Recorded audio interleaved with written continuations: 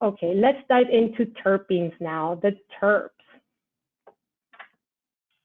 More than just nice aromas. So terpenes are synthesized in the tiny resin glands, right? Those trichomes that we saw just a few slides back. They are synthesized in there alongside cannabinoids. They are aromatic compounds. They're found throughout nature. They're not exclusive to cannabis. So when you smell a pine tree, you're smelling the terpenes. When you smell lavender, you're smelling the terpenes. When you smell citrus, you're smelling terpenes.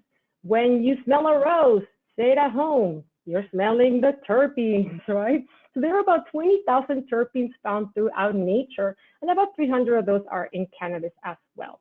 Now, they enhance the cannabis experience with their aromatic and flavorful properties, but they do more than that. Terpenes have their own therapeutic properties.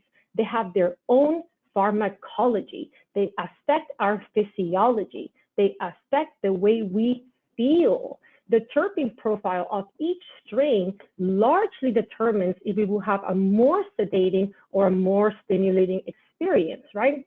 Now, in the cannabis industry, cannabis strains and cannabis products are commonly categorized into 3 varieties: sativa, hybrid, and indica. Sativas are stimulating, indicas are calming, hybrids are somewhere in the middle.